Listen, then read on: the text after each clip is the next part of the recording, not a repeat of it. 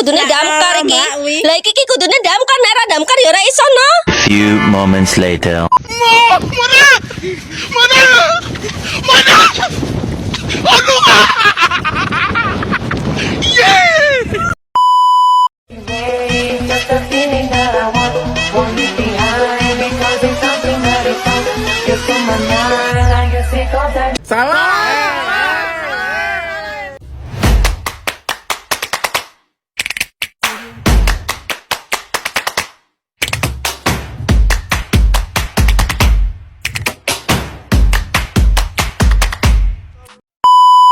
Assalamualaikum warahmatullahi wabarakatuh. Perkenalkan, nama saya Hamidah Nur Fadilah dari Prodi Bimbingan Konseling dan Islam semester 3 di Institut Ummul Qura Al-Islami. Di sini saya ingin membawakan materi psikologi kepribadian teori Anna Freud.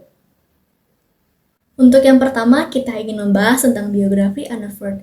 Anna Freud adalah seorang psikoanalisis di Inggris dari latar belakang Australia dan Jerman. Beliau ini merupakan anak kedua dan anak termasyhur dari Sigmund Freud dan Martha Bernays. Nah, berikut ini adalah beberapa informasi biografi kontribusi terkait dengan Anna Freud. Yang pertama itu ada pendidikan dan karir, di mana Anna Freud membantu dan mendukung kerjasama untuk anak-anak di seluruh dunia bersama dengan para ahli seperti James of Joyce dan sebagainya. Kemudian yang kedua, teori pengembangan anak. Dalam teori Anna Freud memungkinkan analisis untuk memisahkan materi dari berbagai area dan tingkat dalam mencapai pengembangan yang seimbang tentang pergangguan anak-anak. Yang ketiga itu kontribusi terhadap psikoanalisis. Anna Freud mengembangkan konsep penting dalam psikoanalisis, seperti mekanisme pertahanan ego yang menjelaskan bagaimana ego mencoba melindungi diri dari kejahatan dan ketidakpastian. Kemudian yang keempat itu pengalaman kehidupan. Dalam kehidupan pribadi Anna menghadapi berbagai tantangan termasuk melawan nazar pengangkutan ke Inggris. Kemudian yang kelima, kontribusi terhadap psikologi anak. Anna Freud dikenal sebagai pencipta psikoanalisis anak dan kontribusi dalam bidang psikologi anak, seperti dalam teori ego dan perkembangan anak. Nah, di sini kita ingin membahas 5 cara ego untuk mempertahankan diri. Ada 5 cara ego untuk mempertahankan diri dari peristiwa yang menyakitkan. Yang pertama, penolakan dengan fantasi. Kemudian yang kedua, penolakan dengan kata. Yang ketiga, tindakan pembatasi ego. Yang keempat, agresif. Dan yang kelima, altruisme. Yang pertama, penolakan dengan fantasi. Penolakan dengan fantasi adalah cara ego untuk mempertahankan diri dari kejamnya dunia dengan menolak kejadian tersebut dan mewujudkan keinginannya melalui fantasi. Mereka akan mengisi kekosongan akibat tidak terpenuhinya harapan dengan meyakini apa yang diharapkannya itu terwujud. Dengan begitu, mereka akan lebih tenang dengan meyakini fantasinya. Karena peristiwa yang menyakitkan itu menimbulkan kecemasan, sehingga bisa saja seseorang melakukan hal yang mungkin dirinya berbahaya untuk orang lain pun juga. Sebagai contoh, seorang anak yang belum bisa menerima bahwa ibunya sudah meninggal.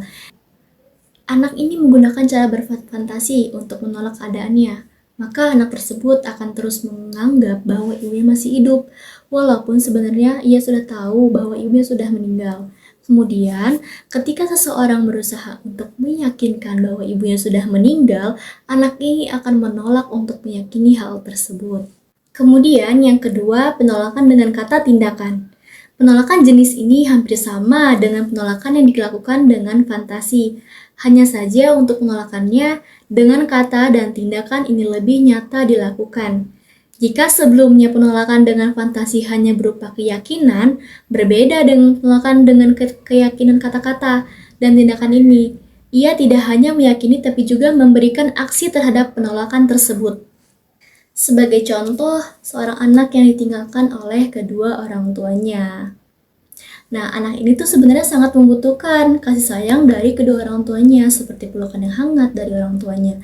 Namun, ketika ditinggalkan oleh ayah dan ibunya yang ia sayangi, anak ini mulai membenci orang tuanya. Jika anak ini mengembangkan penolakan melalui kata dan tindakan, maka setelah ia merasa dikecewakan oleh kedua orang tuanya, ia akan selalu berbicara kasar ataupun buruk terhadap orang tuanya. Walaupun sebenarnya ia sangat mencintai kedua orang tuanya. Nah, pengembangan ini dari penolakan ini mungkin saja bisa berlanjut di masa dewasanya. Kemudian ada pembatasan ego. Pembatasan ego biasanya terjadi ketika seseorang menginginkan sesuatu, namun pada kenyataannya ia tidak mampu melakukannya, ataupun mengalami peristiwa yang mengecewakan dirinya ya. Awalnya ia akan mengembangkan rasa benci pada topik tersebut, namun seiring dengan waktu, ia mengembangkan kebenciannya secara meluas pada topik tersebut secara umum. Nah, contohnya seorang anak yang ingin sekali bermain sepak bola, namun suatu hari ia diajak oleh sekelompok teman yang semuanya jago dalam sepak bola tersebut. Anak ini takut sekali akan ejekan dari kelompok temannya. Jika dirinya kalah atau terlihat tidak bisa mengimbangi kemampuan teman-temannya. Dan pada akhirnya anak ini menolak untuk ikut bermain bola bersama teman-temannya, walaupun sebenarnya ia sangat ingin bermain sepak bola. Alhasil, rasa kecewa dan ketidakmampuan ini dialihkan pada kebenciannya terhadap sepak bola tersebut. Kemudian seiring berjalannya waktu, ia mulai mengembangkan rasa bencinya terhadap sepak bola. Itu lebih luas, seperti ia mulai membenci permainan sepak bola, yaitu agresif. Agresif merupakan mekanisme pertahanan yang umum dilakukan oleh banyak orang. Ketika seseorang mengalami peristiwa yang mengecewakan, mereka cenderung untuk bersifat agresif sebagai aksi penolakannya. Namun, agresif jenis ini bisa saja agresif secara tidak langsung terhadap objek yang dibencinya. Sebagai contoh, ketika seorang anak selalu dimarahi oleh kedua orang tuanya. Nah, umumnya anak tersebut akan melampiaskan agresifnya kepada anak-anak yang lain di sekolahnya. Kemudian, altruisme. Altruisme adalah mekanisme pertahanan yang secara pasrah pada hal yang dikecewakan atau yang dibencinya. Mereka cenderung untuk melepaskan namun dengan alasan yang tidak baik. Sebagai contoh, seorang yang mengetahui bahwa dirinya akan kalah, maka secara sukarela ia akan membantu lawannya untuk menang. Nah, dalam hal ini meyakini bahwa dirinya tidak pantas untuk menang karena kemampuannya yang kurang. Tapi mungkin saja ia bisa menang jika ia berusaha lebih keras. Thank you for watching. Terima kasih. Wassalamualaikum warahmatullahi wabarakatuh.